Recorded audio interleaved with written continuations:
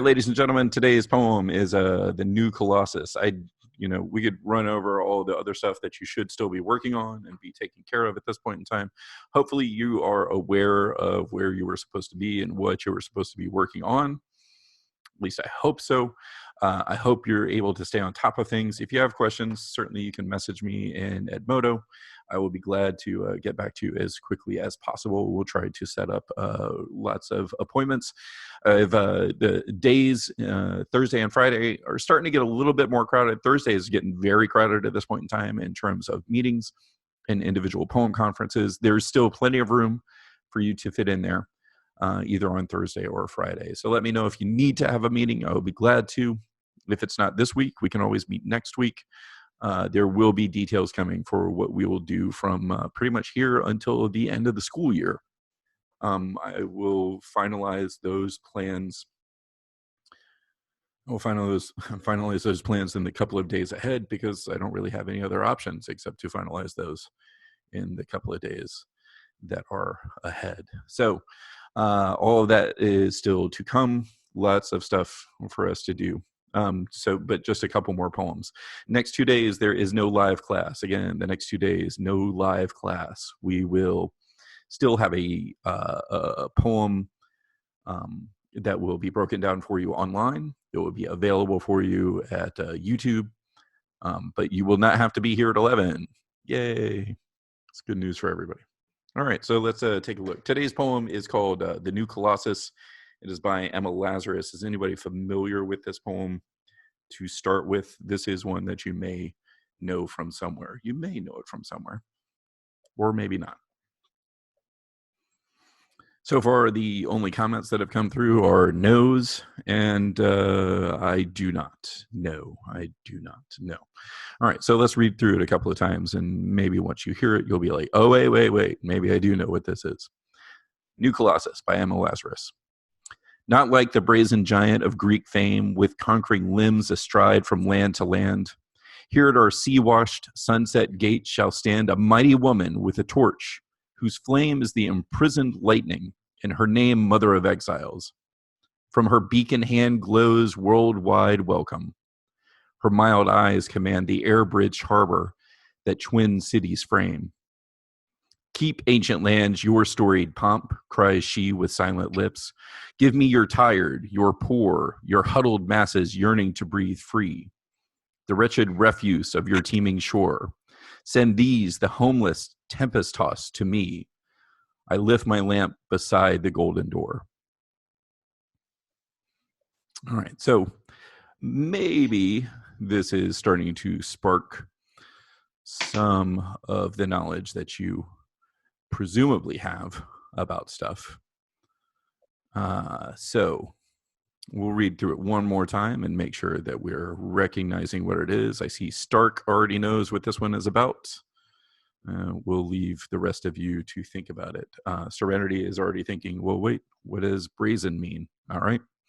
There's something for you to Google in your spare time. Let's read this a second time and see if it makes a little bit more sense. Not like the brazen giant of Greek fame, with conquering limbs astride from land to land. Here at our sea-washed sunset gates shall stand a mighty woman with a torch, whose flame is the imprisoned lightning, and her name Mother of Exiles. From her beacon hand glows worldwide welcome. Her mild eyes command the air-bridged harbor that twin cities frame. Keep, ancient lands, your storied pomp, cries she with silent lips. Give me your tired, your poor, your huddled masses yearning to breathe free. The wretched refuse of your teeming shore. Send these, the homeless, tempest-tossed, to me. I lift my lamp beside the golden door. All right, so this one is Emma Lazarus, and this is definitely the one that she is known for, the one poem that she is really known for. The New Colossus is a poem that does have to do with the Statue of Liberty. So as we are looking at things here, the main thing for us to recognize is one of the things that is being discussed here is this particular statue. I think you're probably familiar with this. Hopefully so. If you're not, That's not good. But there is a plaque on the Statue of Liberty that reads something like this. Oh, hey, whoa, look at this. Not like the brazen giant of Greek fame with conquering limbs astride from land to land, here at our sea-washed sunset gate shall stand. Oh, wait a second. This is the exact same thing I just read. Why am I going to read it a second time? So this is actually the plaque, or actually I think this is the indoor version of the plaque, but this is the same type of plaque that is actually put onto the pedestal of the Statue of Liberty. So with that, let's go back to the poem itself in kind of an easier form for us to read. Instead of bronze on bronze, we'll read it in black on white and see if we can make sure that we're understanding what exactly this is talking about. So as you're looking at this and as you re-examine this with now the knowledge that this is talking about the Statue of Liberty, with the exception of the first two lines, all of this is really discussing the statue itself. So as we're looking at this, a few things for us to pay attention to. Here at our sea-washed sunset gates, sea-washed sunset gates shall stand. So she is definitely very clearly used consonants through here to make sure that we see she is repeating that S sound here. At our sea-washed sunset gates shall stand. So we have a great version of consonants for us to see in that very first line. But so she is standing at the sunset gates. Is a mighty woman with a torch, which explains exactly the Statue of Liberty. And the flame is the imprisoned lightning, and her name is Mother of Exiles. And so Mother of Exiles, meaning people who have been kicked out of their country. And so for much of American history, one of the things that we've done is we've become a country that's a melting pot of people who have been more or less persecuted their way out of other countries. And so they've come here because the freedom that is granted to each of us here allows them to have a little bit more room to do exactly what they want to do, as opposed to being persecuted or even prosecuted for whatever their beliefs might be in their original or native countries. So people have been exiled, and she is the mother of exiles. She is the one who welcomes them. So from her beacon hand, so that's the torch. So from her beacon hand, it glows worldwide welcome. Again, really good job of making sure that this one is not consonants, worldwide welcome. Instead, we have alliteration that happens with these three words. Her mild eyes command the air-bridged harbor that twin cities frame, talking about New York and New Jersey and the two cities that are on the opposite sides. So as she stands there in between the two different states, between the island and the land, she stands guard in that area, this air-bridged harbor. Keep ancient lands your storied pomp. You guys want to be all pompous? You guys want to be all ridiculous? That's perfectly fine. We don't need that. We don't need what you believe are your best and brightest. You can keep those for yourself. Instead, what we would rather have are your tired, your poor, your huddled masses who want to be free and breathe free. Those that you would say are trash. Those that you would say are not worthy of staying. Those are the ones. Send those homeless people tempest tossed. Hey, wait, tempest. It sounds like that's a storm. So tempest tossed, and tossed equals TOSS. ED. So those who were thrown about by storms on ships, send them to me. Send them to me. They can survive those thunderstorms on their way here, and as they cross the water and come upon my statue, then they will be able to look upon me and go, hey, great, freedom is finally within reach. I lift my lamp beside the golden door, and so that golden door is the entryway to America. So, as we're looking at this poem,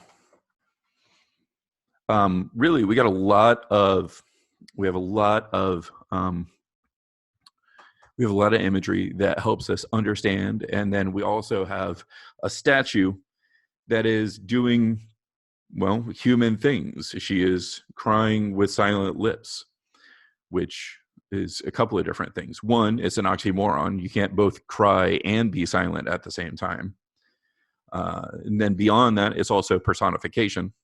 We have personification here as well, because this statue is doing human things. She is doing things that otherwise she would not be able to do as a statue. So we have those particular pieces as well. Now, the one other thing I wanted to talk about are these first two lines, which are totally different than the rest of the poem. Not like the brazen giant of Greek fame, with conquering limbs astride from land to land. So one of the things that came up earlier, Serenity asked in the chat, wait, what's brazen mean? What does brazen mean? Anybody get a chance to Google search yet and find out what brazen means? Or maybe you just knew the word brazen right off the top of your head. You were like, hey, I know stuff.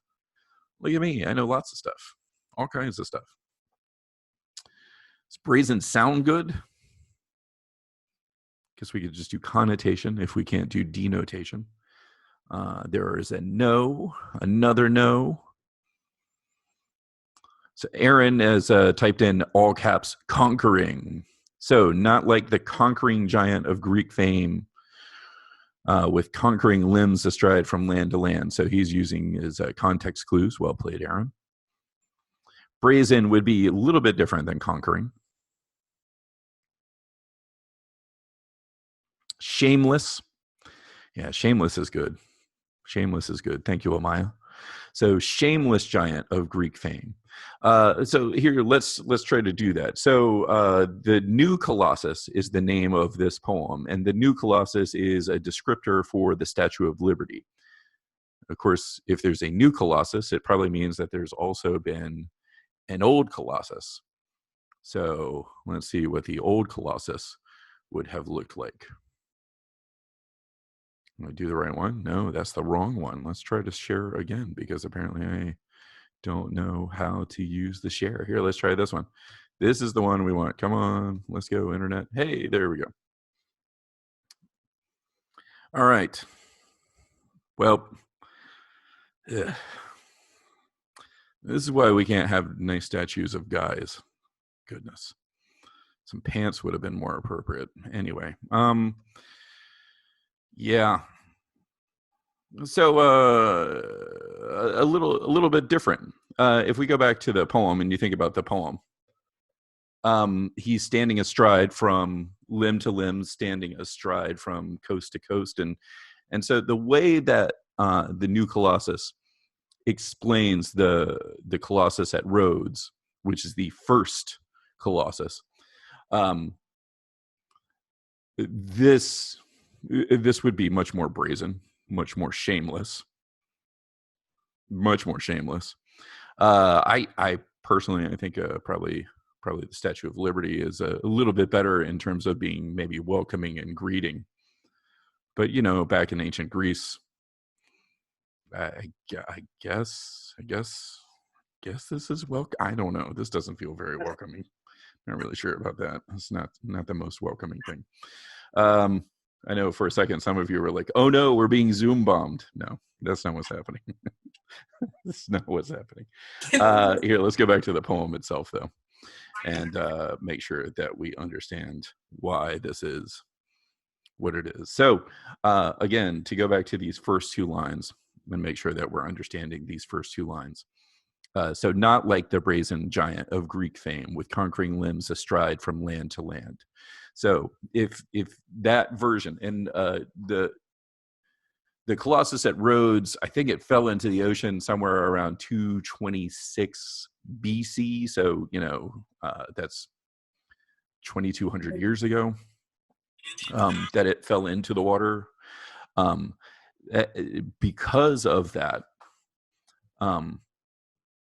we don't really know what it looked like. It's not like there were photographs at that point in time. So these artist representations that we have, and certainly, I've chosen the one that actually most closely mimics the poem itself.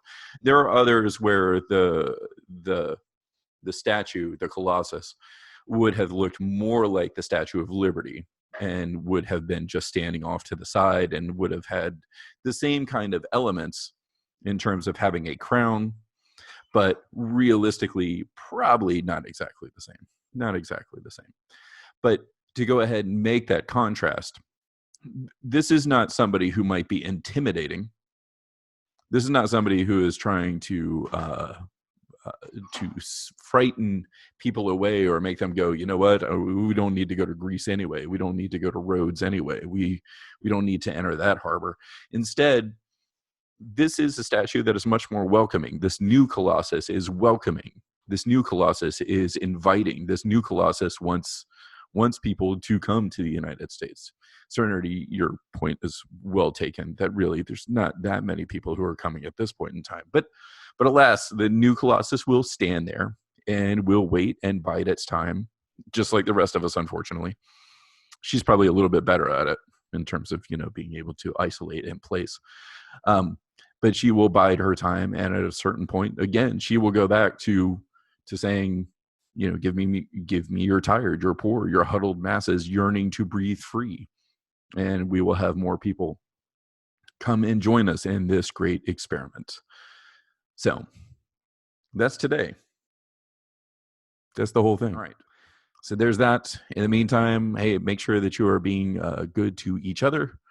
Make sure that you guys are being good to your families. Make sure that you're being good to yourselves. And I will see you live again sometime next week, unless you've got a conference with me. All right. Take care.